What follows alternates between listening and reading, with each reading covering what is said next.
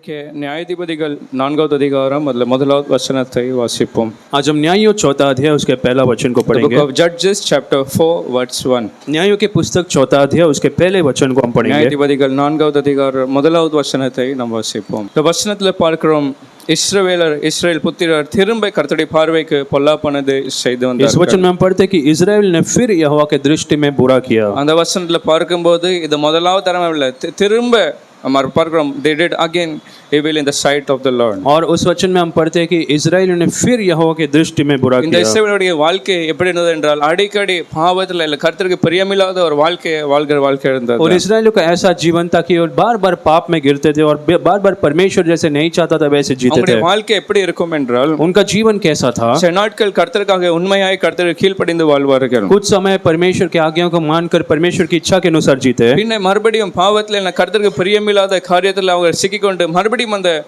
கர்த்தருக்கு பிரியமில்லாத வாழ்க்கையை வாழ்ந்து கொண்டிருப்பார்கள். लेकिन फिर एक बार वो पाप में गिर जाते थे और परमेश्वर जो नहीं चाहता ऐसे कामों को करते थे. பின்ன கர்த்தர் ராஜா இல்ல நியாயாதிபதிகளை எழுப்பி பின்ன மறுபடியும் அவங்க மனம் திரும்பி ஏதாவது பிரச்சனைகளை கர்த்தர் அனுமதித்து அதுல மறுபடியும் அவங்களுக்கு மனம் திரும்பி மறுபடியும் கர்த்தருக்கு பிரியமாய் அவர்கள் வாழுவார்கள். और उसके बाद परमेश्वर कुछ परेशानी में डालते थे, फिर कुछ न्यायों को खड़ा करते थे और फिर एक बार वो लोग पाप करने लगते थे. பொல்லாப்பானதை செய்வார்கள், கர்த்தர் தண்டிப்பார், மறுபடியும் அதுல இருந்து வெளியே வருவார்கள். वो बुरा करते थे, फिर परमेश्वर उन्हें दंड देता था और फिर एक बार वो पाप करने लगते थे. மறுபடியும் அதுல இருந்து வெளியே வந்து மறுபடியும் பொல்லாப்பான அதே அப்படி அவங்களுடைய வாழ்க்கையில தொடரி கொண்டே और फिर उसके बाद फिर से पाप करते थे, फिर एक बार दंड मिलता, फिर वो परमेश्वर के पास आते थे. இன்னைக்கு ரட்சிக்கப்பட்ட अनेक பேருடைய வாழ்க்கை கூட அப்படிதான் காணப்படுகிறது. आज भी उद्धार पाए हुए बहुत सारे लोग के जीवन भी ऐसे ही है. திரும்ப பாவத்துக்கு ஒப்பு கொடுக்கிற வாழ்க்கையை நாம் பார்க்கிறோம். वो फिर पाप के लिए जगह दे देते हैं. கர்த்தர் அப்படிப்பட்ட வாழ்க்கையை கர்த்தர் வெறுக்கிறார். लेकिन परमेश्वर ऐसे जीवन से नफरत करता है. ரோமர் 6வது அதிகாரம் 2வது வசனத்துல பார்க்கும்போது रोमियो छठा अध्याय के दूसरे वचन में हम पढ़ते हैं, ரட்சிக்கப்பட்டவன் அவன் பாவத்துக்கு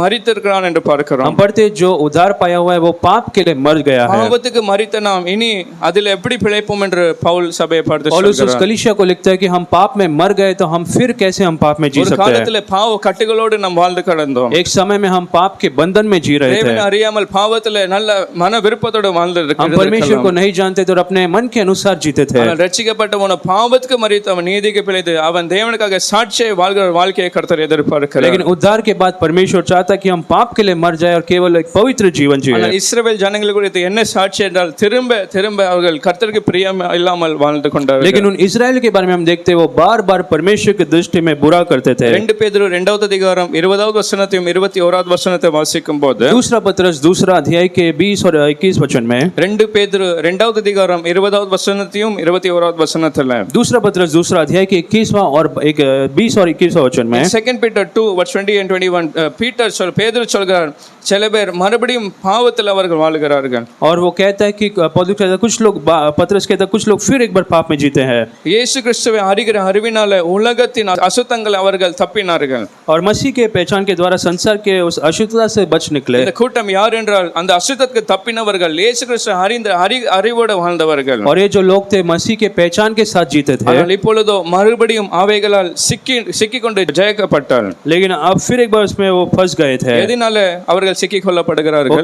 किसके कारण फंसे थे? மறுபடியும் அந்த அசுத்த பாவத்தினால மறுபடியும் சிக்கிக் கொள்ளப்படுவார்கள் என்றால், और फिर एक बार अशुद्धता और पाप के कारण अगर फंस जाए तो, பாவம் அவர்களை மறுபடியும் மேற்கொண்டால் என்றால், अगर वो पाप उन पर फिर एक बार जय पाए तो, அப்படிப்பட்ட நபரோ அவனுடைய பின்னிலைமையோ முன்னிலைமையோ பார்க்கிலும் கேடுதலா இருக்கும் என்று பார்க்கிறோம். तो उन लोगों के बारे में लिखा है कि उनकी जो पिछली दशा पहली से भी बुरी हो गई. ரட்சிக்கப்பட்டு இயேசு கிறிஸ்து அறிந்தும் மறுபடியும் பாவத்துக்கு ஒப்பு கொடுப்பான் என்றால், और अगर कोई उद्धार पाकर फिर एक बार पाप करता है, பாவத்துல மறுபடியும் சிக்கிக்கொண்டு அதுல அந்த பாவம் ஜெய கொள்ளும் என்றால், अगर उनके जीवन में पाप जय बन पाता है तो, அவருடைய பின்னிலைமை அவருடைய ஃபியூச்சரோ அந்த முதல்ல இருந்த பார்க்கிலும் முன்னிலைமை பார்க்கிலும் கேடுதலா तो இருக்கும். उनका भविष्य जो उनका पुराने जीवन से भी और बेकार हो जाएगा. இப்போ தேவனுக்கு பயப்படுகிற பயம் அல்ல, क्योंकि अब उनके जीवन में परमेश्वर का कोई डर नहीं. ஒரு காலத்துல தேவன் சொல்லும்போது பாவத்தை விட்டு தூரமாய் போகிறவர்கள், एक समय में परमेश्वर कहता था तब पाप से वो दूर हट जाते थे. தேவ பயம் இல்லாமல் தேவனாலும் கூட சபைக்கு போனாலும் கூட பாவத்தை துணிகரமாய் செய்கிறவர்கள். लेकिन आज परमेश्वर की दृष्टि में और कलीसिया में आकर भी लोग पाप करते हैं. 21வது வசனத்துல சொல்கிறார், 21 वचन में कहता है, நீதியின் மார்க்கத்தை அறிந்த பின்பும் கூட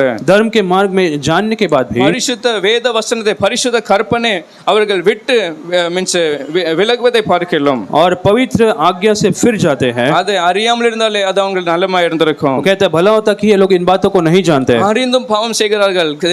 தேவன் எப்படிப்பட்டவர், அவர் பரிசுத்தம், அவருக்கு பிரியமில்லை பிரியமில்லாத காரியம் அறிந்தும் கூட பாவம் वो செய்கிறவர்கள். कहते हैं कि ये जानकर भी निरंतर पाप में पड़ रहे हैं। பேதுரு சொல்றார் அவங்க அறியாமல் இருந்தாலும் கூட அது அவர்கள் நலமாய் இருந்திருக்கும். इसलिए वो कहता है कि अगर वे ये भला होता कि वो लोग इन बातों को नहीं जानते, என்றால் வசனம் என்னத்தை சொல்லுகிறது? क्योंकि वचन क्या कहता है? கர்த்தருடைய வார்த்தை பரிசுத்தமாய் வாழ உதவுகிறது. वचन कहता है कि परमेश्वर के लोगों को पवित्र जीना है। கர்த்தர் எப்படிப்பட்ட அவரை போல நான் பரிசுத்தமாய் இருக்கிற நீங்களும் இருங்கள் என்று அது நமக்கு போதிக்கிறது. परमेश्वर कहता है जैसे मैं पवित्र तुम भी पवित्र बनो। ஆனால் வசனத்தை அவர்கள் கேட்டு கூட விலகிறதுனால அவர் சொல்கிறார் அது அறியாமல் இருந்தாலும் கூட அவர்கள் நலமாய் இருந்திருக்கும். इसलिए यहाँ पर पतरस कहता है कि भला होता कि ये लोग वचन को नहीं पहचानते। அடுத்தது 22வது வசனத்தில் சொல்லுகிறார். और 22 वचन में कहता है அப்படிப்பட்ட நபர் அப்படிப்பட்ட விசுவாசி அப்படிப்பட்ட தனிப்பட்ட நபரை குறித்து அவர் சொல்லும்போது और ऐसे लोगों के बारे में जब पतरस कहता है மூழ்கி ஞானஸ்நானம் எடுக்க அவர் கழுவப்பட்ட பன்றி சேற்றிலே மறுபடியும் புரள்வது போல और जैसे एक जो धुई हुई एक जो सुअर है நல்ல அது ஒரு நாய் அது கக்கி இது வேண்டாம்னு தள்ளி போட்டது போல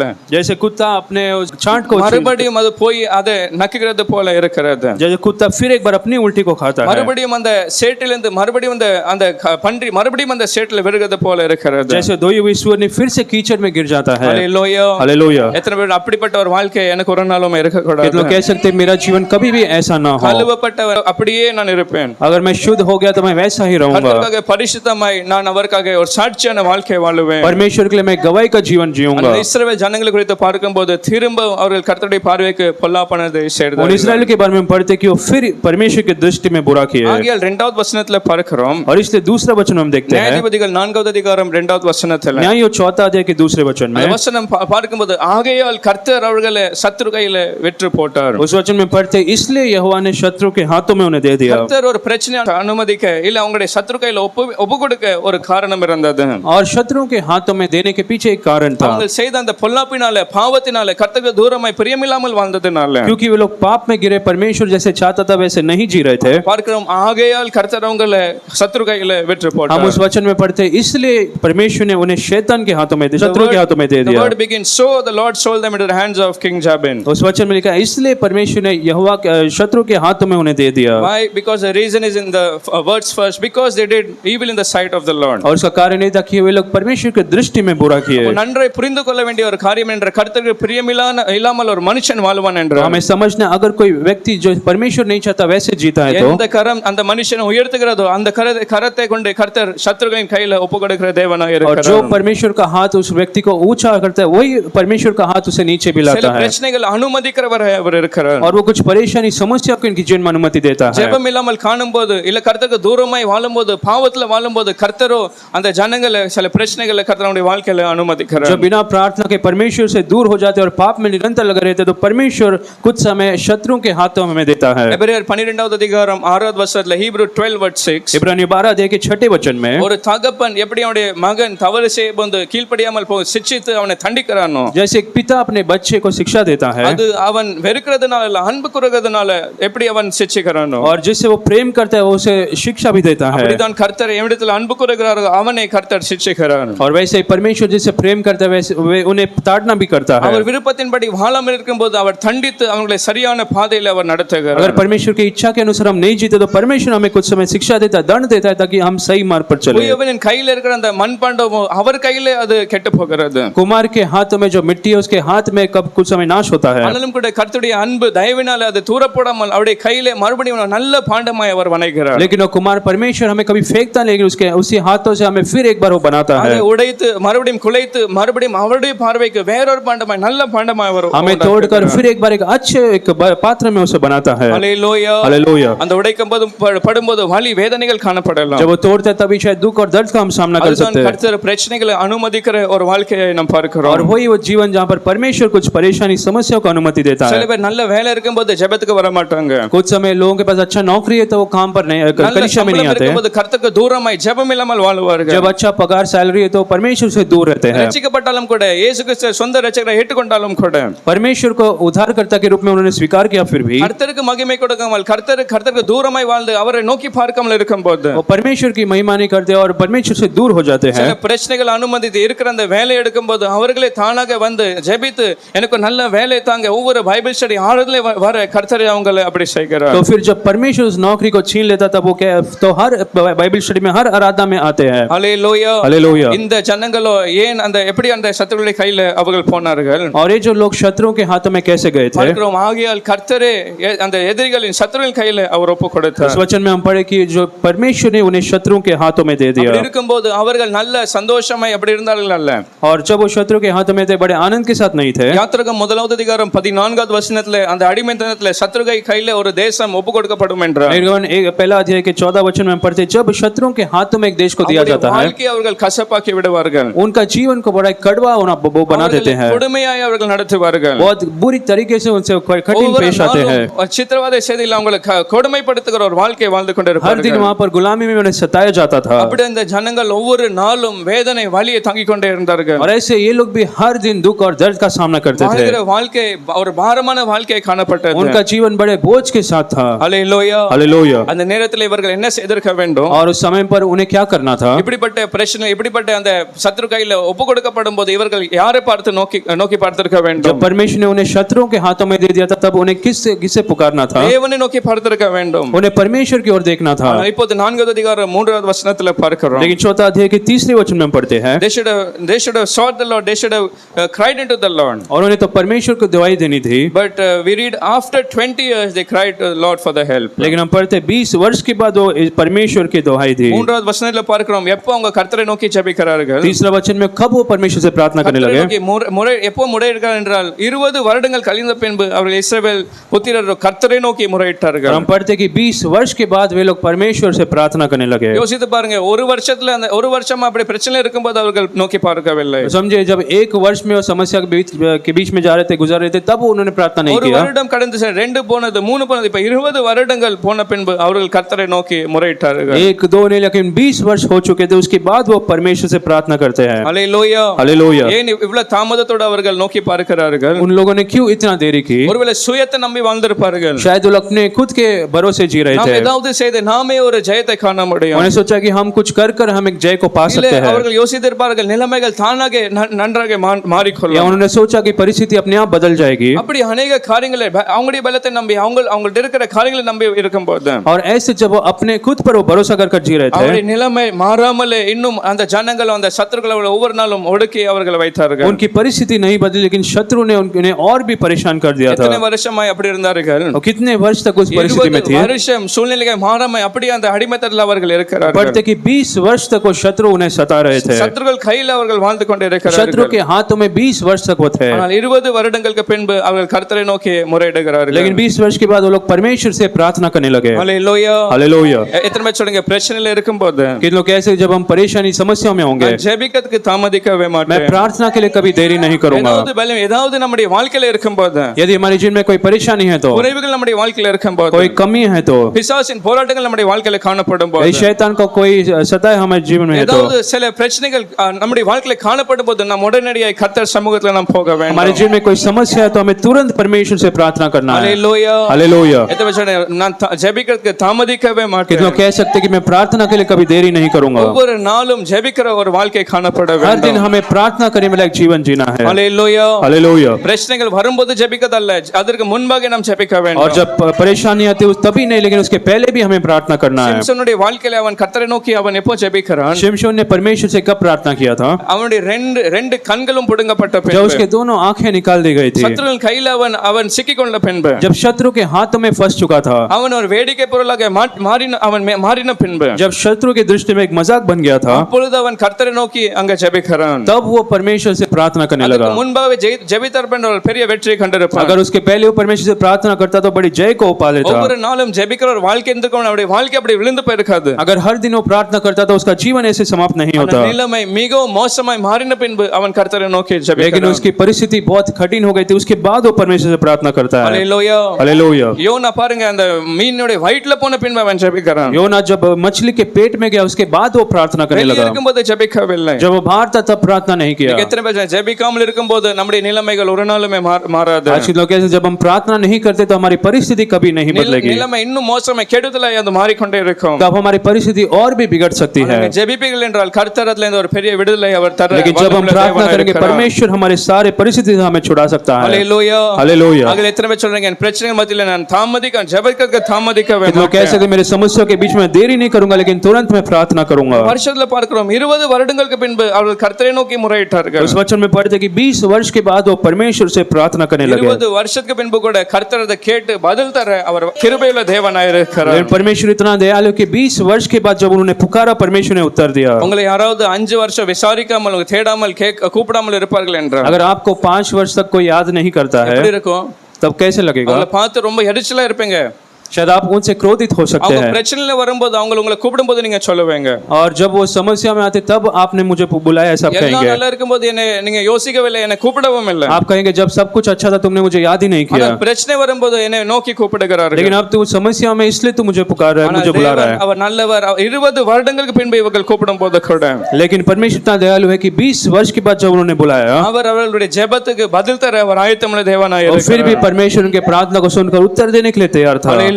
हालेलुया। அப்ப எத்தனை பேர் விசுவாசிக்கிறீங்க? कितने लोग विश्वास करते हैं? யாரெல்லாம் ஜெபிக்கும்போது கர்த்தரின் ஜெபங்களுக்கு பதில் தர அவர் इस रात ஆயத்தமாய் में जब हम இருக்கிறார். प्रार्थना करते हैं परमेश्वर हमारी प्रार्थना को उत्तर देता கர்த்தரை है। ஸ்தோத்திரிப்போம். ताली बजाकर परमेश्वर को धन्यवाद दें। ஜெபத்தை கேட்கிறவரே உமக்கு நன்றி. परमेश्वर तो हमारी प्रार्थना को सुनता है, इसलिए பதில் धन्यवाद। தருகிறவரே உமக்கு நன்றி. प्रार्थना को उत्तर देता है, इसलिए धन्यवाद। 20 வருஷங்களுக்கு அப்புறம் அவர் ஆயத்தமா இருப்பார் என்றால் और 20 वर्ष के बाद अगर वो तैयार था तो எத்தனை பேர் சொல்லுங்க, இன்னைக்கு நான் ஜெபிக்கும்போது கர்த்தர் कितने लोग कहते हैं आज मैं जब प्रार्थना करता हूँ परमेश्वर उत्तर देगा। ஹalleluya. हालेलुया। நியாயாதிபதிகள் 4வது அதிகாரம் 4வது வசனத்துல न्यायों 4 अध्याय के 4 वचन में, Book of Judges chapter 4 verse 4 न्यायों 4 अध्याय के 4 वचन இங்கே में ஒரு ஸ்திரியை குறித்து குறிப்பிட்ட ஒரு ஸ்திரியை குறித்து वहां பார்க்கிறோம். पर एक स्त्री के बारे में हम पढ़ते हैं। அவள் பேரு தெபோராள் என்று பார்க்கிறோம். उसका नाम दबोरा था।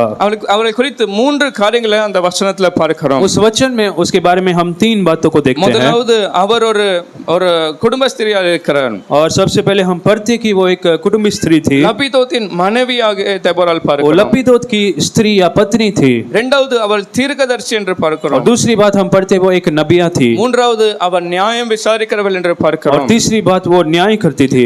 We did 3 things. One, she was a prophet, and second, she was a wife of Labidot, and third, she was a judge leading Israel. हम 3 बातों को देखते हैं। वो एक नबिया थी, लपीदोत की स्त्री थी और इजरायली का न्याय करती थी। Hallelujah. हालेलुया। அந்த நாட்கள்ல சாமுவேல் மாத்திரம் ஒரு தீர்க்கதரிசியா இருந்தார், அவர் நியாயம் விசாரிக்கிறவராக இருந்தார்.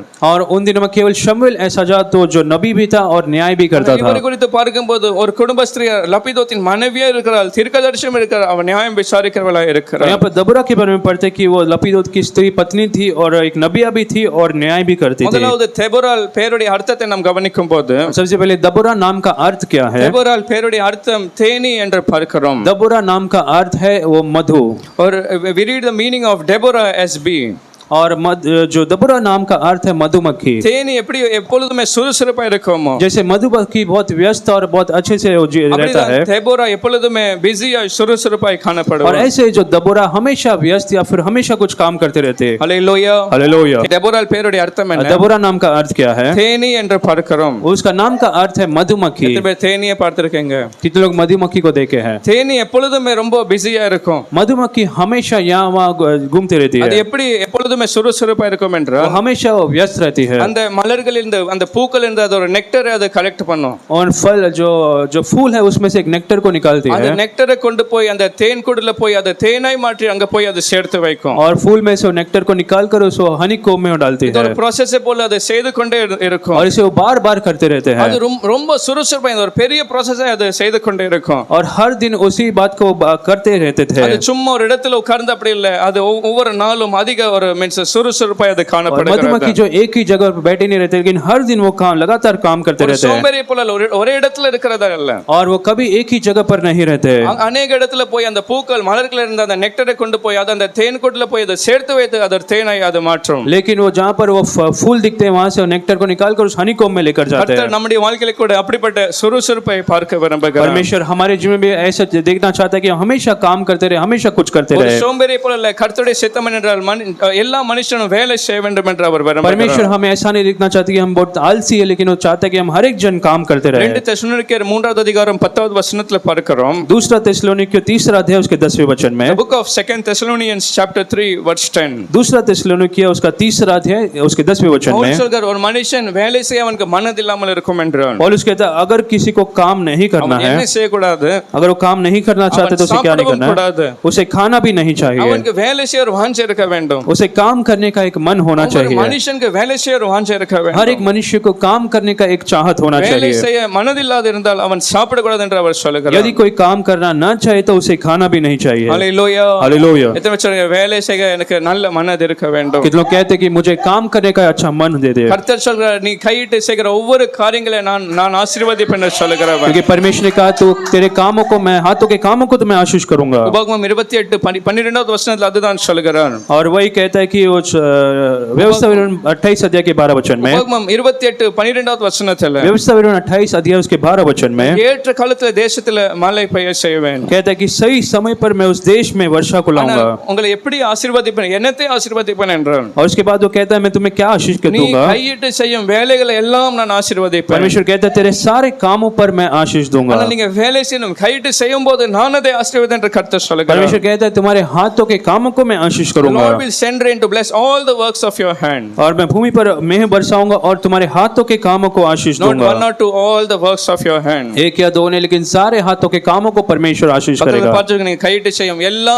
வேலைகளை எல்லாம் கர்த்தர் ஆசீர்வதிப்பார். बाजू में देखकर कहे परमेश्वर आपके सारे हाथों के कामों को आशीष करेगा। ஹalleluya. हालेलुया। எல்லார்ட்ட சொன்னீங்களா?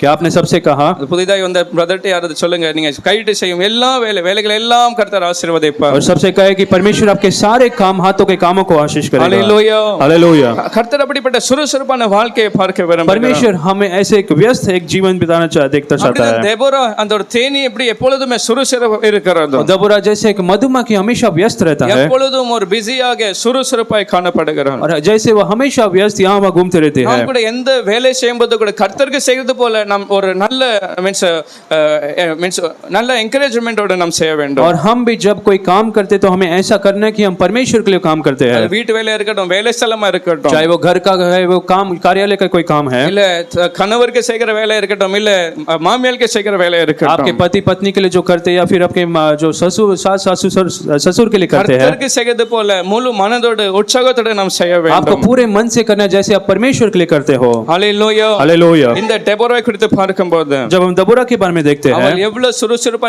இருந்திருப்பாள் என்று யோசித்து பாருங்க. आप देखिए कितना वो व्यस्त थी। அவள் ஒரு குடும்பஸ்திரீ அந்த லோபிதாவோட மனைவி என்று பார்க்கிறோம். हम पढ़ते हैं कि वो लोपिदास की पत्नी एक कुटुंबी स्त्री थी। அவருடைய சொந்த குடும்ப வேலைகள் இருக்கிறது. उसके परिवार में कुछ काम रहते थे, அவருடைய தனிப்பட்ட குடும்ப காரியங்கள் பொறுப்புகள் இருக்கிறது. परिवार में कुछ काम उसके होते थे। இரண்டாவது ஒரு தீர்க்கதரிசி என்று और பார்க்கிறோம். दूसरी बात हम पढ़ते हैं कि वो एक नबिया भी थी। அந்த நாட்களில் சில பேர் மாத்திரம் தீர்க்கதரிசியாய் வாழ்வார்கள். उन दिनों में केवल कुछ लोग जो थे केवल एक नबी थे, வீட்டு வேலை போய் அவள் ஒரு தீர்க்கதரிசி ஒரு வேலை பார்க்கிறாள். लेकिन यहाँ पर दबोरा जो थी घर का काम भी करती थी, उसके साथ साथ वो एक नबिया भी थी। மூன்றாவது ஜனங்கள் நடத்துகிற ஒரு நியாயம் விசாரிக்கிறவர்களா और இருக்கிறார். तीसरी बात वो लोगों को एक न्याय दिलाती थी। ஒரே நபர் மூன்று வேலைகளை போல பார்க்கிறோம். और एक ही जो स्त्री 3 कामों को करती थी। ஹalleluya. हालेलुया। அப்ப அவருடைய ஒவ்வொரு நாள் எப்படி இருந்திருக்கும்? तो हर दिन उसका कैसा होता था?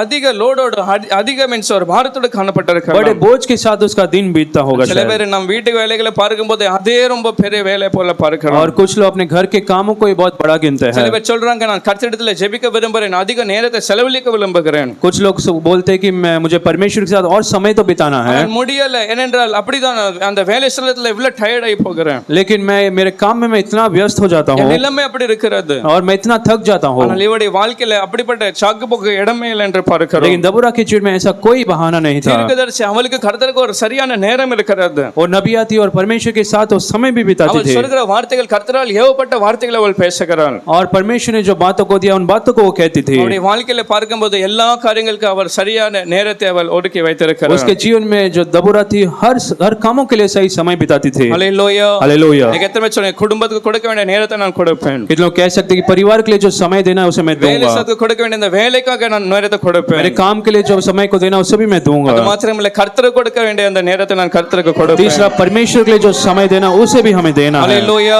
हालेलुया। எத்தனை பேர் கருத்தை எடுத்து சொல்ல முடியும்? कितने लोग हाथ उठाकर कह सकते हैं? சில பேர் சொல்லுவாங்க கர்த்தருக்கு நேரம் கொடுப்பதை நான் கவனிக்க முடியாமல் போகிறது. कुछ लोग कहते हैं कि परमेश्वर को मैं कितना समय देता हूँ मैं मुझे नहीं देख पा रहा। அப்படி அல்ல குடும்பத்தையும் கவனிக்கணும். लेकिन आपको परिवार को भी संभालना है, குடும்பத்துக்கு கொடுக்க வேண்டிய நேரத்தை குடும்பத்துக்கு கொடுக்க परिवार வேண்டும். के लिए भी आपको समय देना है। கர்த்தருக்கு கொடுக்க வேண்டிய நேரத்தை கர்த்தருக்கு கொடுக்க வேண்டும். परमेश्वर के लिए जो समय देना उसे भी आपको देना ही है। हालेलुया. हालेलुया। கர்த்தரை சொல்ல முடியுமா?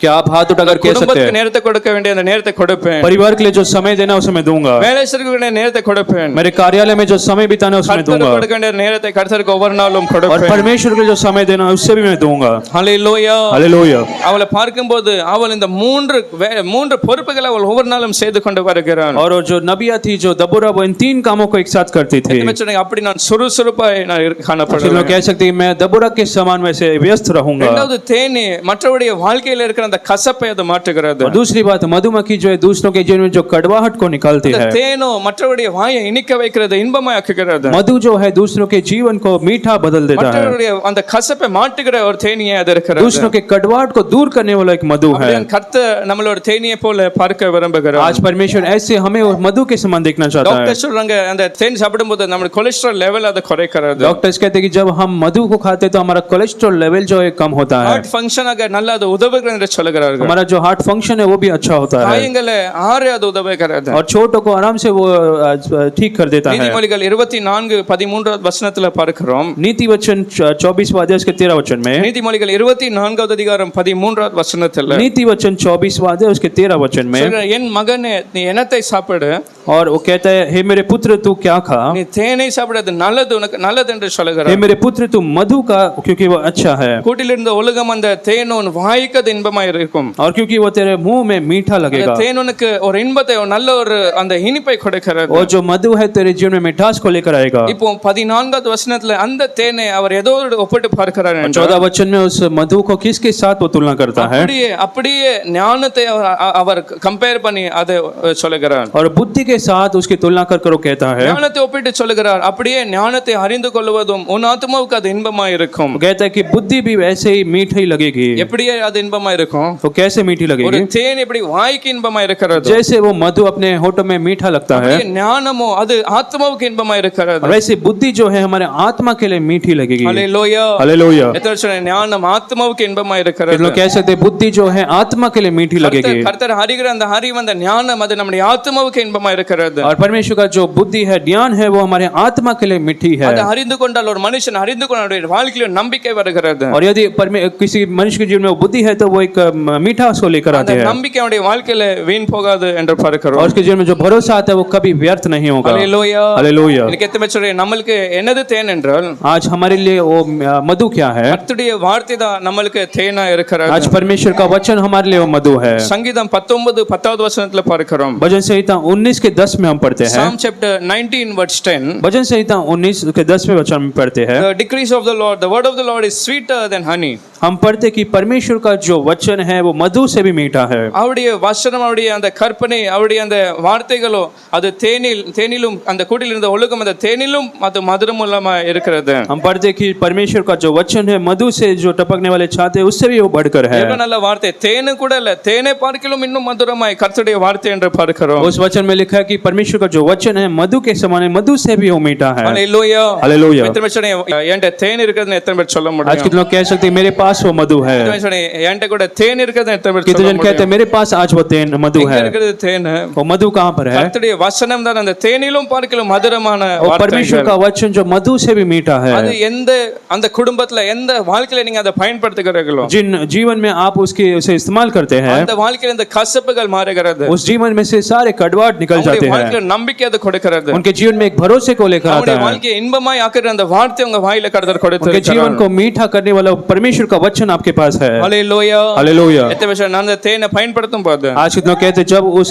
मधु को हम इस्तेमाल करेंगे கர்த்தருடைய वचनத்தை பயன்படுத்தும் போது जब परमेश्वर के वचनों को हम इस्तेमाल करेंगे கசப்பான வாழ்க்கைகளை கர்த்தர் இன்பமாய் மாற்ற उस போகிறார் कड़वे जीवन को परमेश्वर मिठास में बदल देता है ஹalleluya हालेलुया பக்கத்துல பாருங்க கசப்பான வாழ்க்கையை நீங்க இன்பமாய் மாற்ற बाजू முடியும் में देख करके परमेश्वर वो जो कड़वा जीवन को आप मिठास में बदले அந்த இருக்கிற தேனை பயன்படுத்த என்றால் जब आपके पास जो मधु है उसका आप इस्तेमाल करेंगे ஜனங்களிடத்தை கர்த்தருடைய வார்த்தையை பேசுவேன் என்றால் जब लोगों के पास आप परमेश्वर के वचन को जाकर कहेंगे அது அவங்களுக்கு தேனை பார்க்கலாம் ஒரு மதுரமா இன்பமை கொடுக்கிற ஒரு காரியமா இருக்கிறது तब वो मधु से भी मीठा उनके जीवन को कर देगा ஹalleluya हालेलुया எத்தனை பேர் நான் வசனத்தை பேசுவேன் आज के लोग कह सकते हैं मैं उन वचनों को जाकर कहूंगा ஜனங்களிடத்தில் வசனத்தை நான் போதிப்பேன் பேசுவேன் लोगों के पास जाकर मैं वचनों को कहूंगा அந்த வார்த்தையோ ஒரு நம்பிக்கை உறுதியான நம்பிக்கை அவங்களுக்கு கொடுக்கும் और वो जो वचन है उनके जीवन में एक भरोसे को लेकर आएगा மூன்றாவது தேனி எதற்கு காண்பிக்கிறது और तीसरी बात वो मधु क्या दर्शाता है ஒரு தைரியத்தை காண்பிக்கிறது वो मधुमक्खी मधुमक्खी एक धैर्य को It बताता है shows courage.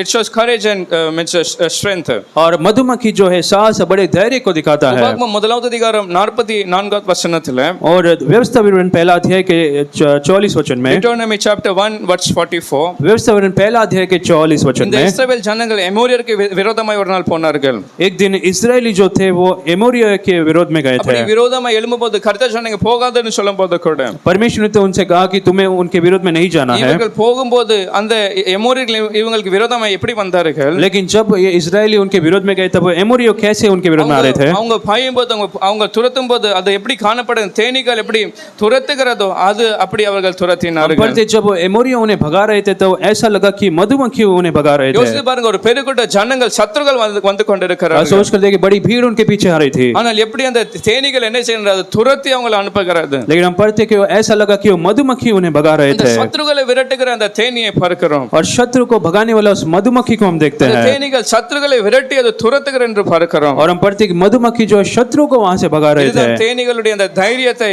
அது நாம் பார்க்க முடியும். और वहां पर हम मधुमक्खी के उस धैर्य को हम देख सकते हैं ஹல்லேலூயா. हालेलुया எத்தனை சொல்றீங்க தேனீகள் அதிக தைரியசாலி என்று சொல்றீங்க? कितने लोग कह सकते हैं मधुमक्खी बहुत धैर्य के साथ रहता எங்கேயாவது है தேன் கூட இருக்கும்போது அதை யாராவது தொட்டிருக்கீங்களா?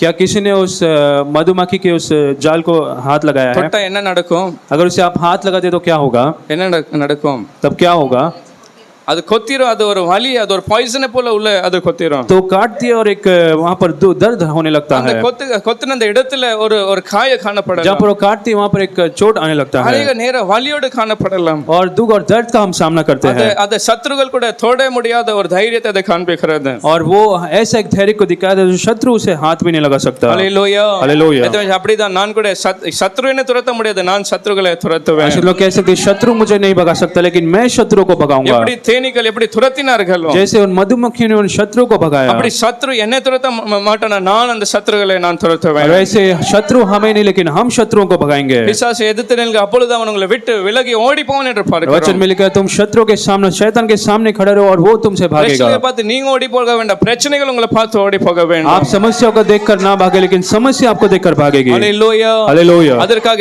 தைரியத்தை கர்த்தர் கொடுக்க और வேண்டும். इसलिए परमेश्वर आपको धैर्य நீங்க देना है தைரியமாய் நிற்கணும், எதிர்த்து நிற்க வேண்டும். आपको धैर्य के साथ खड़े रहना है தைரியமாய் நின்றால் போதும் பிசாசு அவனுடைய எல்லாம் காரியங்கள் சூழ்ச்சிகள் எல்லாமே அது விலகி ஓடி போக जब आप धैर्य के साथ डटकर खड़े तो शैतान के सारे चाल जो है नाश हो जाएंगे நான் விலகி ஓடி போக மாட்டேன், சத்துருக்கள் பிரச்சனைகள் என்னை பார்த்து ஓடி लोग போகும். कह सकते हैं कि मैं डर कर नहीं भागूंगा लेकिन शत्रु मुझे डर कर भागेंगे ஹல்லேலூயா. हालेलुया நியாயாதிபதிகள் 4வது அதிகாரம் 3வது வசனத்துல न्याय चौथा अध्याय के तीसरे वचन இந்த में தெபோரா அப்படிதான் ஒரு தைரியசாலி அவள் இருந்தாள். वहां पर दबोरा ऐसे ही बड़े धैर्य के साथ थे தைரியமுள்ளவளா இருந்தாள். वो एक बड़े धैर्य के साथ थे எப்படி நாம் சொல்ல முடியும் என்றால் हम कैसे कह सकते இந்த हैं 4வது அதிகாரம் 3வது வசனத்துல அங்கே ஒரு சிசராய் குறித்து பார்க்கிறோம். और वहां पे हम सीसरा के बारे में पढ़ते हैं அவனுக்கு எத்தனை இருப்பு ரதங்கள் இருந்தது? सीसरा के पास कितने रथ थे 2 3 900 இருப்பு ரதங்கள் இருந்தது. उसके पास 900 जो लोहे के रथ थे Sisera had 900 chariot fitted with iron. Sisera के पास लोहे के 900 रथ ஆனா थे இஸ்ரவேல் ஜனங்களோட ஒரு ஆயுதம் கூட இல்லாமல் காணப்பட்டது. लेकिन जो इस्राएल के पास कोई भी हथियार नहीं அந்த थे 900 அந்த ரதங்களை பார்க்க இருப்பு ரதங்களை பார்க்கும்போது அவர்கள் மிகவும் பயந்து போவார்கள்.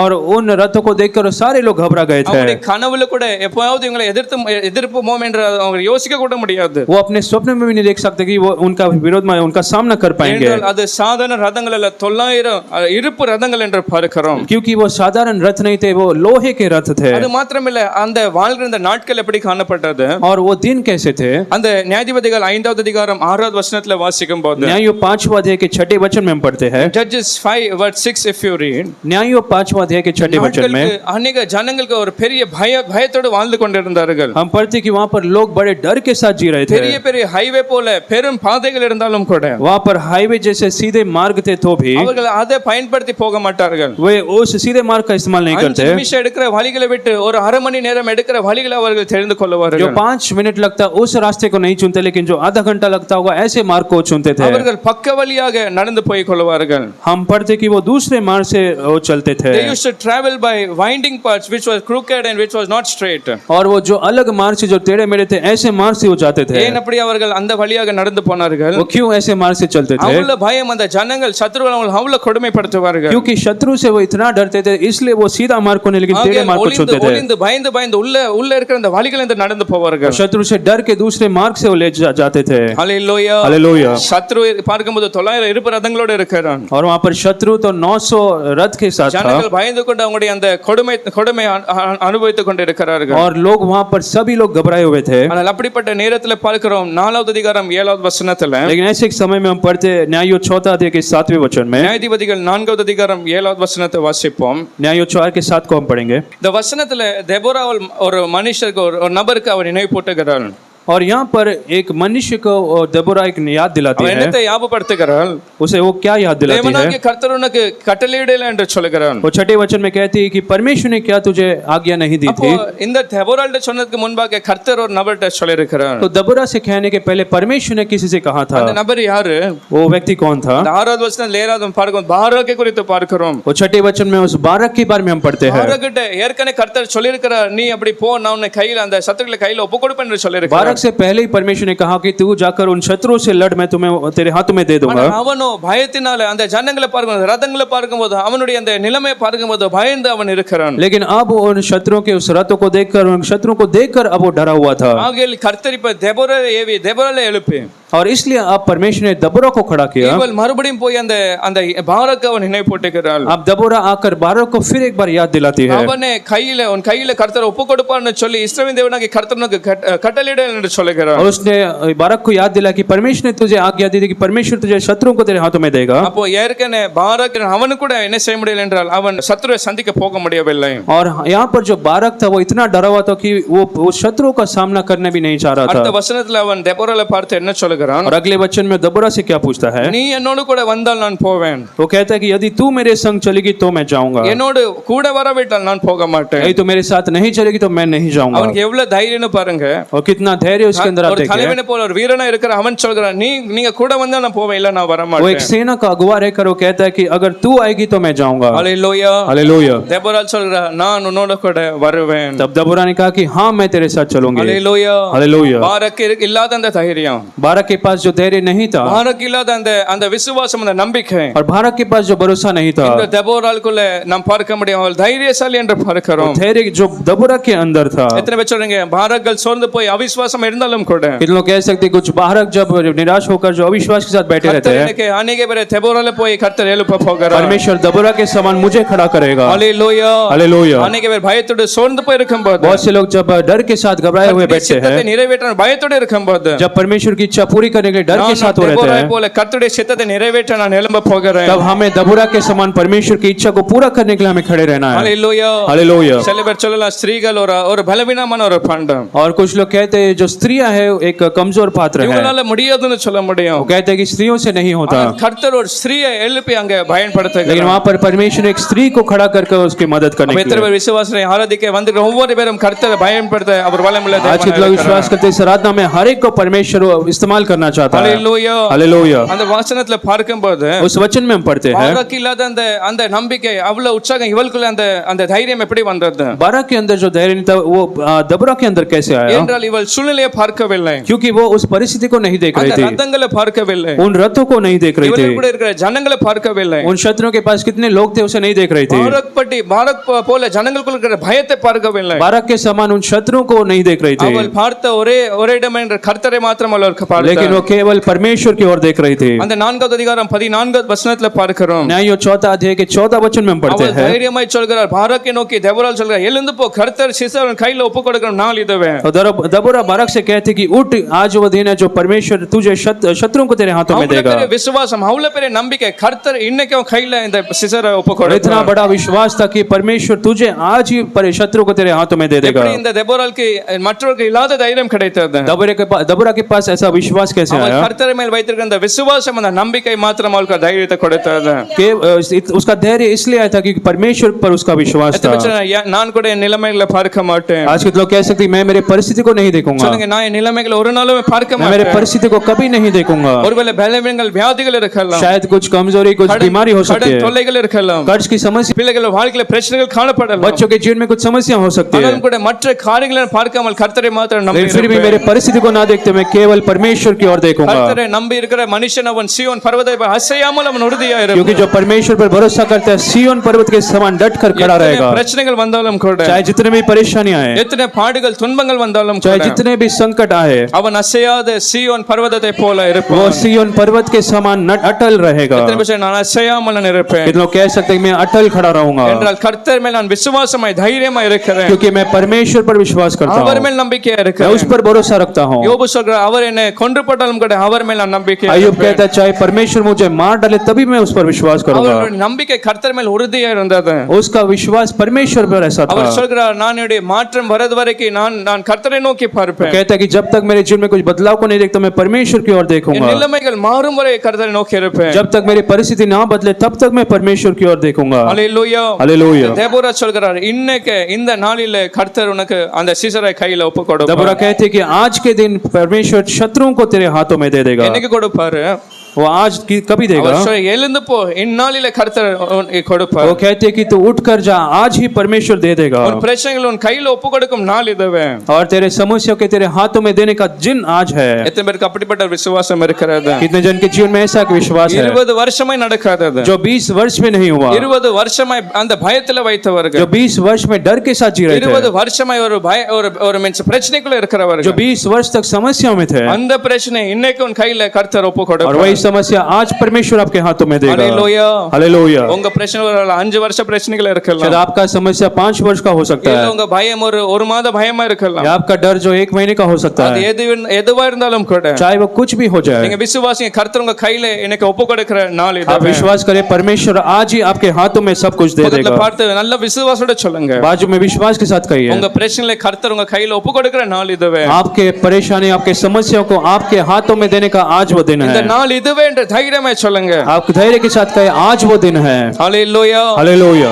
அவர்கள் அந்த தேபோராக்கள் அப்படிப்பட்ட ஒரு தைரியம் இருந்தது. அந்த தைரியம் எப்படி வந்தது என்றால் கர்த்தர் மேல் இருக்கிற அந்த விசுவாசத்தை. दबोरा के अंदर ऐसा धैर्य है क्योंकि परमेश्वर पर उसका विश्वास था। அல்லேலூயா. हालेलुया। இந்த நாம் பார்க்கும்போது அந்த வசனத்துல और उस वचन में हम पढ़ते हैं எபிரேயர் 11வது அதிகாரம் 32வது வசனத்துல, इब्रानियों 11 अध्याय के 32 वचन में, Book of Hebrew chapter 11 verse 32, इब्रानियों 11 अध्याय के 32 वचन அந்த में, மொத்தம் அதிகாரமே அந்த விசுவாச பட்டியலை போல अनेक பேர் அந்த விசுவாசத்துல ஒரு பலவான்களை போல பார்க்கிறோம். वो अध्याय में सारे जो विश्वास के पात्र थे उनके बारे में लिखा गया है, அந்த ஜனங்களுக்கு மத்தியில இந்த பாரக்கூடிய பேரை பார்க்க முடியும். और उन लोगों के बीच में यहाँ पर बारक के नाम को हम देखते हैं। யோசித்து பாருங்க, எப்படி இந்த பாரக்கூடிய பேர் வந்தது? आप सोच कर देखिए बारक का नाम यहाँ पर कैसे आया। பயந்து கிடக்கிறவன் ஒரு ஸ்திரியை பார்த்து சொன்ன, நீங்க வந்தா நான் போறேன், वो तो डरा हुआ था, एक स्त्री को देखकर कहता है तू आएगी तो मैं जाऊंगा। நான் போக மாட்டேன், பயந்து கர்த்தர் சொல்லும்போது எழும்பி போகாதவன். जब परमेश्वर ने कहा वो डर कर वहां पर खड़ा था, ஆனாலும் கூட தெபோரால் செய்த காரியம் என்னென்றால், लेकिन दबोरा ने क्या किया, அப்படி பயந்து பின்வாங்கி போன பயத்தோட நம்பிக்கை இல்லாத அந்த மனுஷன் जो डर के साथ खड़ा था उस बारक को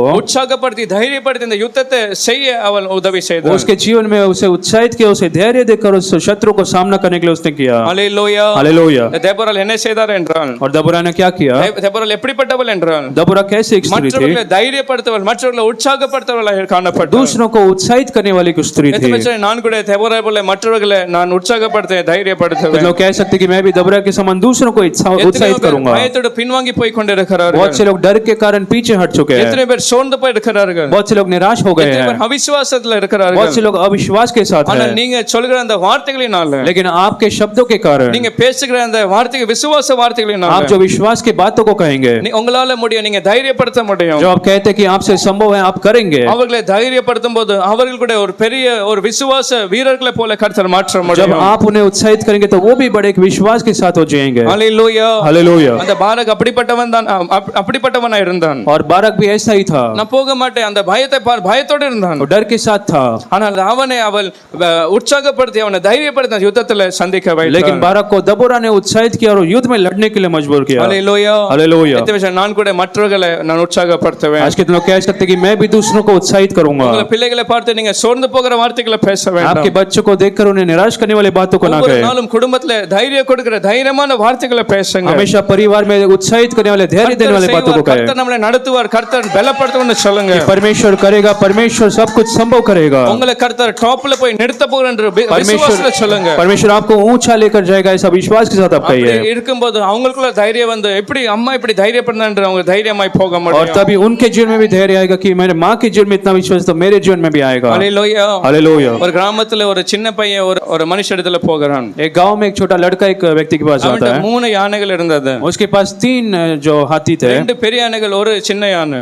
ये 2 जो बड़े हाथी थे और एक छोटा. அந்த 3 யானையும் அவன் ஒரு கயிற்றினால அவன் கட்டி வைத்தான். और 3 हाथियों को एक रस्सी से बांध कर रखा ஒரே था. கயிறை போல ஒரே நீளம் ஒரே அந்த மீன்ஸ் திக்னஸ் இருந்தது. और एक जो एक रस्सी जो एक ही थिकनेस के थे. அப்ப அவன் கேட்ட ஒரு குழப்பத்தோட இருக்கிறான். அவன் பார்க்கும்போது அவன் நினைத்தான் இந்த பெரிய யானை அந்த கயிறு அப்படியே கால்வால்னால எத்தி அதுல இருந்து வெளியே வர முடியும். तो लड़का ने सोचा कि जो बड़ा हाथी है ऐसे वो पैर को हिलाकर उसमें रस्सी में से बाहर निकल सकता है. அவன் அந்த குழப்பத்தோட அந்த நபரை பார்த்து கேக்குறான், எப்படி இந்த 3 யானைக்கு நீங்க ஒரே கயிறை நீங்க வைத்திருக்கீங்க? तब उसने उस व्यक्ति से पूछा, कैसे तुम एक ही रस्सी से तीनों हाथी को बांधे हैं? சொன்னா இது இன்னைக்கே இல்ல, அது சின்னதா இருக்கும்போது அது வளர நாட்களே நான் அந்த கயிறை நான் பயன்படுத்தினேன். तो उसने कहा कि मैंने अभी नहीं, लेकिन जब वो छोटा था तब से मैं उसे बांध कर आ रहा हूं. அப்போ இந்த அந்த கட்டி வைத்த அந்த கயிறை பார்க்கும்போது அப்போ முடியாத அந்த ஞான நினைக்கிறது இன்னைக்கும் எனக்கு முடியாமல் இருக்கும். और जब वो छोटा था इसलिए तभी मैंने उसे उस रस्सी से उसे बांधा, इसलिए वो सोचता कि अभी भी वो रस्सी नहीं निकल पाएगा. கயிறு என்னால இன்னைக்கு கூட ஒன்று செய்ய முடியாதுன்னு நினைக்கிறது. उसने कहा कि हाथी अभी भी सोचता है कि वो रस्सी को वो नहीं निकल पाएगा. நான் பிசாசு அவனுடைய வாழ்க்கையை பயத்தோட கூட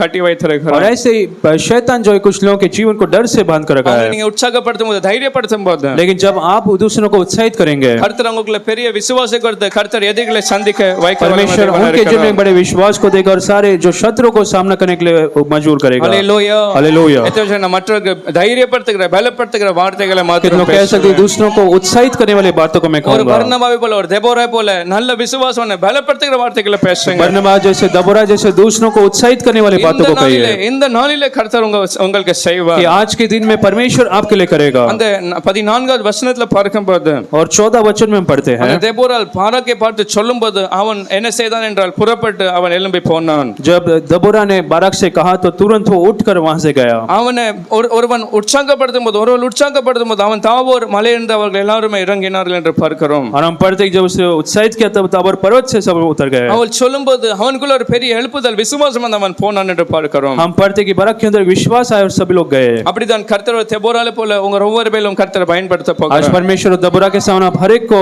उत्साह इस्तेमाल करना चाहता है. நியாயாதிபதிகள் 5:31 வசனத்துல வாசிக்கிறோம். और फिर न्याय 5वां अध्याय के 31 वचन में पढ़ते हैं, அவள் அந்த சரீரத்தை ஒரு ஹிஸ்டரியை சேஞ்ச் பண்ணி ஒரு பெரிய அமைதி அந்த தேசத்துக்குள்ள கொண்டு வந்தார். पढ़ते कि उस देश में अब बड़ी शांति आ गई थी. எத்தனை வருஷம் அங்க அமைதியா இருந்தது? कितने वर्ष तक उस देश में शांति रही? தேசம் 40 வருஷம் அமைதலா இருந்தது. पढ़ते फिर देश में 40 वर्ष तक शांति रही. அனுபவிக்கிற சத்துருக்கள் கையில இருக்கிற அந்த ஜனங்கள் ஒவ்வொரு நாளும் பாரத்தை சகிக்கிறவர்கள். और शत्रु के हाथों में जब थे हर दिन वो संकट का सामना करते थे. வாழ்க்கையில ஒரு அமைதி வந்தது. लेकिन अब उनके जीवन में शांति आई. ஒரு குடும்பத்துல மொத்த தேசத்துக்கு ஒரு அமைதி வந்தது. एक परिवार ने लेकिन पूरी देश में अब शांति रही. Hallelujah, hallelujah. ஒரு தெபோரால் முழு தேசத்துக்கு ஒரு அமைதியை கொண்டு வர முடியும். अगर एक देबोरा ने पूरे देश में शांति को लेकर आई तो என்னை கொண்டு கர்த்தரின் குடும்பத்துல ஒரு அமைதியை கொண்டு வர. लोग कह सकते हैं मेरे द्वारा लोगों के जीवन में परमेश्वर शांति को लेकर आएगा. கர்த்தர் अनेक குடும்பங்களுக்குள்ள ஒரு அமைதியை கொண்டு வர. परमेश्वर मुझे लेकर और दूसरों के जीवन में शांति को लेकर आएगा. கர்த்தர் ஜனங்கள் மத்தியில் ஒரு அமைதி ஒரு விடுதலை கொண்டு வர. मेरे द्वारा लोगों के जीवन में परमेश्वर शांति को लेकर आएगा. Hallelujah, hallelujah. இவ்வளவுதான விசுவாசம்? क्या इतना ही आपका विश्वास है? என்னை கொண்டு கர்த்தர் अनेकருடைய வாழ்க்கையில அமைதியை கொண்டு வர. विश्वास के साथ कहे परमेश्वर मेरे द्वारा दूसरों के जीवन में शांति को लेकर आएगा. சபை கொண்டு ஜனங்கள் மத்தியில் ஒரு பெரிய அமைதியை எழுப்புதலை इस कलीसिया के द्वारा परमेश्वर दूसरों के जीवन में शांति को लेकर आएगा. கர்த்தரை ஸ்தோத்திரிப்போம். हम ताली बजाकर परमेश्वर को धन्यवाद दें. கொண்டு செய்கிறவரே, मेरे द्वारा तू करेगा. என்னை கொண்டு செய்கிறவரே, मेरे द्वारा तू करेगा. பலப்படுத்துகிறவருக்கு நன்றி. तू बलवंत कर इसलिए धन्यवाद. உம்முடைய அபிஷேகத்தினால் நிரப்புகிறவருக்கு நன்றி. अभिषेक से भर रहा है इसलिए धन्यवाद. உம்முடைய தைரியத்தினால் நிரப்புகிறவரே, तेरे धैर्य से हमें भर रहा है इसलिए धन्यवाद. நன்றி இயேசுவே. धन्यवाद Yeshu. Thank you Jesus. Hallelujah. धन्यवाद प्रभु. ஒரு ஸ்திரீ மூலியமாய் அந்த முழு தேசத்துக்கு ஒரு அமைதியை और கர்த்தர் एक கொண்டு स्त्री के வந்தார். द्वारा पूरे देश में शांति आई। நீங்க எப்படிப்பட்டவரா இருந்தாலும் கூட आप शायद कैसे भी हो सकते हैं, ஆனாலும் கூட கர்த்தர் உங்களை பயன்படுத்த लेकिन முடியும். फिर भी परमेश्वर आपको इस्तेमाल कर ஒரு सकता है। சாதாரண ஸ்திரீயை கொண்டு அந்த முழு தேசத்துக்கு ஒரு அமைதியை கொண்டு வர முடியும். एक साधारण स्त्री के द्वारा पूरी देश में शांति ஒரு आई तो சாதாரண ஸ்திரீயை கொண்டு அந்த 900 அந்த ரதங்கள் வைத்திருக்க அந்த சிசரை மீன்ஸ் நிர்மூலமாக்க முடியும் என்றார். एक स्त्री के कारण वो सिसरा को पूरी तरीके से नाश कर पाए तो உங்களை கொண்டு கர்த்தர் ஒரு பெரிய வெற்றியை தருவார். परमेश्वर आपके द्वारा बड़े विजय को देगा। ஹalleluya. हालेलुया। சொல்லுங்க என்னை கொண்டு கர்த்தர் செய்வார். कितने लोग कह सकते हैं मेरे द्वारा परमेश्वर நான் करेगा। பார்க்கிற பிரச்சனைகளை கர்த்தர் என்னை கொண்டு முறியடிக்க செய்வார். दूसरों के जीवन में जो समस्या हो मेरे द्वारा परमेश्वर से ஒரு निकालेगा। தெபோரால செய்து கர்த்தர் செய்ய முடியும் என்றார், என்னை கொண்டு அவர் अगर செய்வார். देबोरा के द्वारा परमेश्वर ने किया तो मेरे द्वारा भी करेगा। ஹalleluya. हालेलुया। தெபோரா போல நான் எழும்புவேன். मैं देबोरा के ஒரு जैसे खड़ा தெபோரா போல रहूंगा। தைரியமாய் சந்திப்பேன். देबोरा के समान मैं धैर्य के साथ என் जाऊंगा கர்த்தர் எனக்கு ஒரு ஜெயத்தை कि கொடுப்பார். परमेश्वर मुझे एक जय को என் देगा। கர்த்தர் எனக்கு ஒரு வெற்றி கொடுப்பார். परमेश्वर मुझे जय को देगा। அந்த நியாயாதிபதிகள் 5:3 வசனத்துல பார்க்கிறோம். और न्यायों 5वां अध्याय के 3 वचन में पढ़ते Book हैं। of Judges chapter 5 verse 3. न्यायों 5वां अध्याय के 3 वचन में அவருடைய வாயினால கர்த்தரை அவர் கனம் பண்ணுகிறார், கீர்த்தனம் பண்ணுகிறார். हम पढ़ते कि अभी उसके मुंह से वो परमेश्वर की भजन करने लगी। அவர் ராஜாக்களை கேளுங்கள், वो कहती है राजो तुम सुनो, அதிபதிகளை நீங்க செவி கொடுங்க, நான் கர்த்தரை தேவனாகிய கர்த்தரை நான் கீர்த்தனம் பண்ணுவேன். अधिपति तुम कान लगाओ, मैं परमेश्वर के गीत गाऊंगी। அவருடைய வாய்ப்பை சும்மா இருக்க முடியவில்லை. अब वो चुप नहीं रह पाई। அந்த பெரிய ஜெயத்தை கண்டதுனால அவர் சொல்ற இந்த வாயினால நான் கர்த்தரை கீர்த்தனம் கர்த்தரை மகிமைப்படுத்துவேன். उस बड़ी जय को पाने के बाद वो कहती कि मेरे मुंह के द्वारा परमेश्वर की स्तुति करूंगी। கர்த்தர் செய்த இத்தனை பெரிய நன்மைகளை நான் அந்த ஒரு பாடலாய் பாடுவேன். परमेश्वर ने किए भलाई को मैं गीत में எல்லா गाऊंगी। ஜனங்களே ராஜாக்களே அதிபதிகளே வாங்க செவி கொடுங்கன்னு அவர் कहते சொல்கிறார். हैं राजा अधिपति सब आकर तुम कान लगाकर सुनो। ஹalleluya. हालेलुया। அப்படிப்பட்ட வாயாக கர்த்தர் என் வாயை மாற்றுவார். कितने लोग कह सकते हैं ऐसे मुंह को परमेश्वर मुझे கர்த்தரை देगा। மகிமைப்படுத்துகிற வாயாக, तो परमेश्वर को महिमा करने वाले मुंह, கர்த்தரை கனம் பண்ணுகிற வாயாக, परमेश्वर के उत्सव महिमा करने वाले मुंह, கர்த்தருடைய நாவை மாற்ற போகிறார். परमेश्वर मेरे मुंह को बदलेगा। ஹalleluya. हालेलुया। இன்னைக்கு ஒருவேளை உங்க வாயில अनेक பிரச்சனைகளை நான் சொல்லிட்டு இருக்க आपके முடியும். मुंह के द्वारा अपने परेशानी को बताते रहेंगे। உங்க வாய் என்ன பேசுகிறது? आज आपके मुंह से आप क्या कहते हैं? இருக்கிற நிலைமையை பேச முடியும். शायद आज की परिस्थिति के बारे में आप कहते அந்த होंगे, கடன் பாரத்தை பேச முடியும். उन कर्ज की समस्याओं के बारे में ஜனங்கள் कहते கேட்கல होंगे, உங்க வாழ்க்கை எப்படி இருக்கிறது? और लोगों से कहते हैं आपका जीवन कैसा है। இருக்கிற நிலைமை நீங்க பேசுகிறீங்க. आपके परिस्थिति के बारे में आप कहते அந்த हैं, பலவீனத்தை பேசுகிறீங்க. आपके कमजोरी के बारे में कहते இருக்கிற हैं, தேவைகள் குறித்து பேசுகிறீங்க. आपके जो जरूरत के बारे में இருக்கிற कहते हैं, குறைவுகள் குறித்து आपकी பேசுகிறீங்க. कमियों के बारे में आप कहते हैं। ஆனால் அதே வாயை கொண்டு கர்த்தர் அவரை மகிமைப்படுத்த அவர் வைக்க लेकिन போகிறார். उसी मुंह के द्वारा परमेश्वर की महिमा करने के लिए परमेश्वर रखेगा। கர்த்தருடைய பெரிதான காரியங்களை சொல்ல கர்த்தர் அதை பயன்படுத்த போகிறார். परमेश्वर के महान कामों के बारे में बताने के लिए परमेश्वर मौजूद எப்படி करेगा, செய்வார் என்றால் பெரிய வெற்றி கொடுத்து அதை அவர் செய்வார். और बड़ी विजय को देकर परमेश्वर आपके जीवन में आपको அதே करेगा, வாயினால நீங்க சொல்லுவீங்க, ताकि उसी मुंह के द्वारा आप कहेंगे கர்த்தர் கிருபையினால இவ்வளவு பெரிய ஆசீர்வாதத்தை கர்த்தர் எனக்கு கொடுத்திருக்கிறார். परमेश्वर के अनुग्रह से परमेश्वर ने इतने आशीष को दिया கர்த்தர் है, கிருபையினால நல்ல வீடை கர்த்தர் கொடுத்திருக்கிறார். परमेश्वर के अनुग्रह से अच्छा घर கர்த்தர் दिया है, கிருபையினால அந்த கடன் பிரச்சனையில கர்த்தர் விடுதலையாக்கி இருக்கிறார். परमेश्वर के अनुग्रह से उस कर्ज की समस्या से கர்த்தர் मुझे கிருபையினால छुड़ाया, கர்த்தர் பலப்படுத்தி என்னை நடத்துகிறார். परमेश्वर के अनुग्रह से परमेश्वर मुझे बल देता है। ஹalleluya. हालेलुया। அவளை கர்த்தர் கீர்த்தனம் பண்ண வைக்க முடியும் என்றார். अगर परमेश्वर ने उसके होठों में एक गीत को दिया, உங்களுக்கு கூட அந்த அதிசயம் காணும்போது நீங்க தானாக கர்த்தரை நீங்க जब மகிமைப்படுத்துவீங்க. आपके जीवन में अद्भुतों को आश्चर्य को देखें तो आप भी अपने मुंह से परमेश्वर की स्तुति करेंगे। அவளால் அந்த இமோஷன்ஸ் கட்டுப்பாட்டுல வைக்க वो अपने முடியவில்லை. भावना पे काबू में नहीं रख ஒரு पाए, பாடலாக அவள் கர்த்தரை கீர்த்தனம் और பண்ணுகிறார். गीतों के द्वारा परमेश्वर की वो भजन करने लगी। சங்கீதம் 126 இரண்டாவது வசனத்துல பார்க்கிறோம். भजन संहिता 126 के 2 में हम पढ़ते हैं, சீயோனின் சிறையிருப்பை கர்த்தர் மாற்றும்போது जब सिय्योन के उस बंधुआई को परमेश्वर ने बदला, அவருடைய வாய் ஒரு நகைப்பினால நிறைந்தது. उनके होठ जो थे आनंद से भर गए அவர்கள் थे। சொல்ற நம்முடைய வாயு ஆனந்த சத்தத்தினால நிறைந்தது. वो कहते कि हमारे जो मुंह, हमारे जो होठ है, आनंद या हंसने से भर எந்த गया। வாய் புலம்பிக் கொண்டு அந்த துக்கத்தை பேசிக்கொண்டு இருக்கோமோ, जो मुंह से वो दुख के बारे में कहते थे, இல்லாதது குறித்து இழந்தது குறித்து பேசிக்கொண்டு இருக்கோமோ, उनके जो कुछ उन्होंने खोया उसके बारे में அந்த कहते வாயில थे, கர்த்தர் நகைப்பினால நிரப்பி நல்ல ஒரு சத்தத்தை நிறைந்து ஆனந்த சத்தத்தினால நிரப்புகிறார். अब उसी होठों को, उसी मुंह को परमेश्वर आनंद के शब्दों से भरता எத்தனை है। பேர் விசுவாசின் வாயின் அந்த வார்த்தைகளை கர்த்தர் அந்த துக்கத்தை கண்ணீரை எல்லாம் புலம்பல நகைப்பாய் கர்த்தர் कितने लोग कह सकते हैं मेरे जीवन में जो कोई दुख दर्द को परमेश्वर आनंद में बदल सकता அதை है। கர்த்தர் ஆனந்த சத்தமாய் கர்த்தர் மாற்ற मेरे போகிறார். मुंह के द्वारा मैं आनंद की जो बातें விசுவாசம் निकलेंगे, மாத்திரம் கரங்களை தட்டி நன்றி இயேசுவே. विश्वास करता है ताली बजाकर परमेश्वर को இனி धन्यवाद है। துக்கமான வார்த்தைகள் அல்ல, और कड़वा बातों को இனி नहीं, என்னுடைய கசப்பான வார்த்தைகள் அல்ல, कुछ कड़वे बातों को नहीं, நீர் செய்கிற அந்த நன்மைகளை குறித்து, तूने जो भलाई को किया நீர் செய்கிற அந்த நன்மைகள் நகைப்பான வார்த்தைகள், और जो आनंद के कुछ शब्दों को வாயிலே நகைப்புகிற தருகிறவர் நமக்கு நன்றி. परमेश्वर में मुंह को ऐसे बदल रहा है, इसलिए பக்கத்துல धन्यवाद। பாருங்க, உங்களுடைய வாயை கர்த்தர் நகைப்பினாலும் உடைய நாவை ஆனந்த சத்தத்தினால நிரப்புவார். बाजू में देखकर कहीं परमेश्वर आपके मुंह को ऐसे बदलेगा कि आप आनंद के शब्दों को कहेंगे। ஹalleluya. हालेलुया। வாணிக பேர் சாட்சியை நீங்க சொல்லுவீங்க. और बहुत से लोग गवाही देंगे, கர்த்தர் செய்த அந்த காரியங்களை உங்களுடைய வாயினால நகைப்பினால நீங்க சொல்ல परमेश्वर ने जो போறீங்க. आपके जीवन में किया आपके मुंह से आप बड़े आनंद के साथ कहेंगे। ஹalleluya. हालेलुया। ஒவ்வொரு பேரும் கர்த்தர் ஆனந்த சத்தத்தினால நிரப்ப போகிறார். परमेश्वर आप हर एक को आनंद के शब्द से भरेगा, அப்பொழுது நீங்கள் மாத்திரமல்ல, और तब केवल आप அந்த नहीं, வசனத்துல பார்க்கிறோம், அந்த ஜனங்களும் சொல்லுவார்கள். उस वचन में केवल वो नहीं लेकिन सारे लोग कहेंगे, புறஜாதிகளுக்கு அவர் பேசிக்கொண்டே இருக்கிறார்கள். जो अन्य जाति लोग कह रहे थे, இவர்கள் கர்த்தர் இவர்களுக்கு இத்தனை பெரிய காரியங்களை செய்திருக்கிறார். और परमेश्वर ने उनके लिए इतना महान काम நீங்க किया। சொல்றது பெரிய காரியம் இல்ல, மற்ற ஜனங்களை உங்க சொந்தங்களை கர்த்தர் சொல்ல வைப்பார். आप केवल जब आप परमेश्वर आपके जीवन में कुछ करेगा तो आपके जो रिश्तेदार सभी लोग कहेंगे। ஹalleluya. हालेलुया। அந்த ராஜா தானியேலை பார்த்து சொன்னது போல, जैसे राजा ने दानियेल से कहा, இரவும் பகலும் ஆராதிக்கிற தேவன் அவர் உண்மையிலே சொன்னது போல, जैसे तू जिस परमेश्वर की आराधना करता है वो सच्चा அப்படி எல்லா परमेश्वर, ஜனங்களும் அறியத்தக்க கர்த்தர் உங்களை நடத்த போகிறார். परमेश्वर आपको ऐसे चलाएगा कि सारे लोग जान पाएंगे। கர்த்தர் இவர்களுக்கு இவ்வளவு பெரிய காரியங்களை செய்தார் என்று புறஜாதிகளை சொல்லிக் கொண்டார்கள். अन्य जाति के लोग कहने लगे कि परमेश्वर ने इतने महान कामों को किया है। ஹalleluya. हालेलुया। பக்கத்துல பார்த்து இதை கூட சொல்லுங்கல்ல, बाजू में देखकर इससे कहे, கர்த்தர் உங்க வாழ்க்கையில செய்ய போகிற அந்த பெரிய காரியங்கள், परमेश्वर आपके जीवन में महान काम को करने वाले, உங்களுடைய நண்பர்கள், சொந்தக்காரர்கள், எதிரிகள் ஊர்ல கூட பேசிக்கொண்டு आपके मित्र, आपके रिश्तेदार, आपके गांव में सभी लोग बात करेंगे। ஹalleluya. हालेलुया। எத்தனை பேர் விசுவாசிக்கிறீங்க? इतना विश्वास करते हैं, இங்க இருக்கிறவர்கள் மாத்திரமல்ல,